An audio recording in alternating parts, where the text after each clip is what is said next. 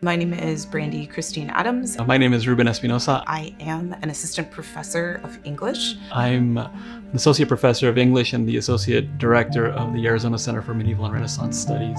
Are you familiar with the project by the Arizona Center for Medieval and Renaissance Studies at ASU called Play on Shakespeare? Yes, it's a rewriting or an adaptation of Shakespeare plays without altering the language entirely. The center is publishing new translations of 39 of Shakespeare's plays into modern English.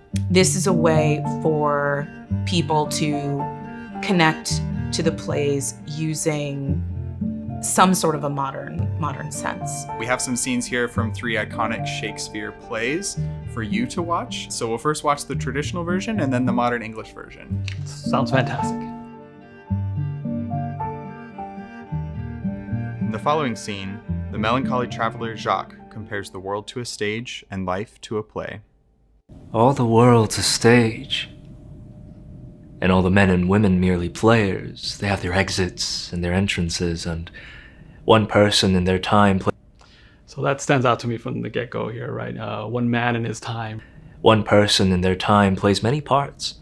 One man in his time plays many parts. In teaching this play, that is often something that is brought up in terms of like the focal point on man, and there are ways to get around that, right? By suggesting he's talking about man as in human, right? But all of the examples that he gives in this speech are about men and a men's experience. So that's an interesting shift.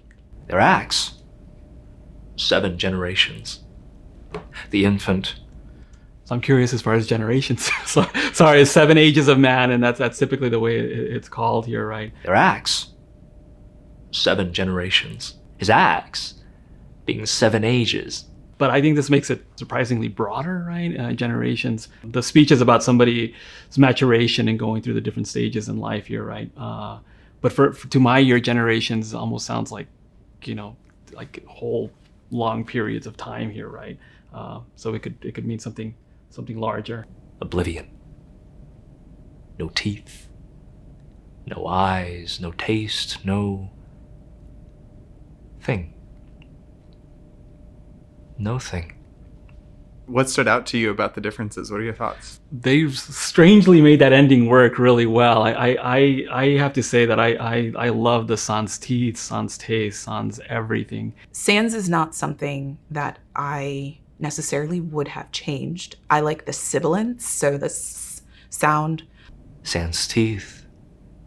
Sans eyes. Sans taste.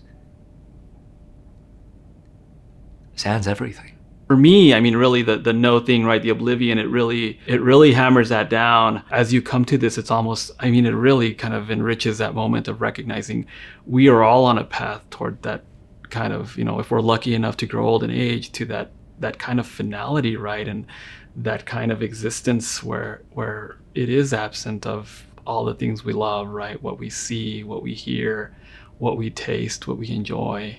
I think there is something to that is powerful. Yeah. Nothing and no thing is something that happens, I believe, in Macbeth. There's like a play on that. And I do think that the modern version tried to alter that a bit with the use of persons, which makes it more gender inclusive, but it's still focused on men. I feel like this is an extremely subtle transformation of the play, and if it's one that makes more people feel included, then I am all for it. Next up, we have the dagger scene in which Macbeth grapples with guilt over his decision to kill the king. Is this a dagger which I see before me? The handle toward my hand? Come, let me clutch thee. Wiser than the rest, I still see thee. He's going to pause to say that the changes are so subtle here, right? And I have to say that, the cadence of it is just, it's remarkable. I think it's fantastic, yeah. Poison that curtain sleep, foul witchcraft, honors moon. Yeah, that notion of darkness too here, right? It's very accessible here, right? Half the world sleeps, Now o'er the 1/2 world nature seems dead. Now o'er half the world sleeps, as sound as the dead, and wicked dreams abuse the curtain's sleep. Nightmares poison that curtain's sleep. It feels like very, very accessible, right? I don't think translators get enough credit outside of the academy, really, even, when you think about it, but the amount of work that goes into that, not just into other languages, but something like this and updating it. I go, and it is done. The bell invites me. Hear it not, Duncan, for its death knell will summon thee to heaven or to hell. How does that one compare? I guess one thing I was a little surprised that wasn't the things that weren't changed. The use of thee and mine. Get thee to bed. Get thee to bed. I guess I would have expected like get you to bed or get to bed, because I think sometimes new readers get caught up in the informal and formal use of you. There's a lot of power in using mine, thee, thou, because people think of it as Shakespearean language. I think this one does an excellent job and is able to portray the decision-making process of Macbeth wanting to or deciding to murder Duncan.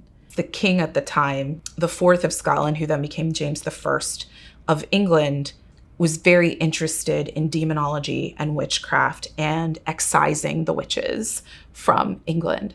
This sort of focus on witchcraft is the beginning of sort of the witch trials that we're familiar with in the US, or it would be colonial America. There's a lot of interesting things about religion, and this play kind of taps into all of that. So Shakespeare caused the witch trials. I don't know if I would say, well, no. Finally, we have Gonzalo sharing his vision for how he would rule the island where he and others find themselves shipwrecked. In my commonwealth, I would manage all things on the principle of opposites. Appoint no magistrates. Book learning abolished. Well, So I'm not sure the reference to that here, and I have to say, like, I'm sure it's in the original. I can't remember it here, right? But magistrate. Letter should not be known. Appoint no magistrates. Book learning abolished. already with that book learning, like it's essentially kind of doing away with everything. The other one feels like there's like a leveling of the social structures, right? This feels like doing away with I don't know, like something positive in this regard. Or wine or oil. No work. All men idle, all. And women too. Yeah, I'm struck also by the items that are put forward here, right? In the pause when she gets to oil. No use of metal, corn, or wine or oil. I think it's critical also for, in a modern context here, right? And thinking about, I mean, the major and the pressing issues. I mean, using a translation like this, I think that would be a very provocative entry point into thinking about issues surrounding, global warming. And when you think about this drawing on the evaporation of social hierarchies, I mean, we understand and we are clear that all of this, right, all of this damage that has been done is one that is based on, maximum wealth here, right? Nature would bring forth every kind of crop in abundance everywhere to feed my people. My innocent people. I like this one. I think I actually like this one the best in terms of its translation. In this translation, it's a bit easier to understand that there's always going to be a little bit of hypocrisy when you want to create your own nation of things. Do you think some of the themes in here are still relevant to today? Absolutely. I think that there's a lot of people who equate education with oppression. Hopefully, more people think that education is associated with liberation. Something that people like to say about this play, it was the last play Shakespeare wrote, and a lot of people believe that it was his farewell to the theater. I like it because of the subject matter. I think it's an incredibly important play. It is looking at slavery. This play is about colonialism. There is no doubt in my mind. And that's not to say that Shakespeare is clairvoyant, but he is very much, I think, recognizing the dangers of empire, the dangers of wanting to colonize here, right? So for me, in terms of a teaching tool, I mean, this has it. This engages with it. This speech would be really good to use with in a class to sort of talk about contradictory thoughts. How do you take yourself out of the center of an equitable creation? Are there any concluding thoughts that you have? Anything you want to leave folks with about Shakespeare? Yeah, I mean, so one, since it's about buy the play on books here, right? Use them, utilize them, get students talking about this. It's been incredibly effective in terms of thinking about why Shakespeare and why that period matters, right? When we're thinking about making it culturally relevant, it is doing it in a way that is scrutinizing, I think very urgent matters in our present moment. I think what has transpired in recent years is really putting on the table why the humanities are important. And there is no one way to view Shakespeare. The way that modern theater and modern scholarship is moving is in a much more inclusive way. And this allows so many new versions of Shakespeare to appear. Don't be limited by what happened in 9th grade. If you have the time, try to see a play. There are so many productions everywhere. Look at how many different actors are interested in keeping this work alive.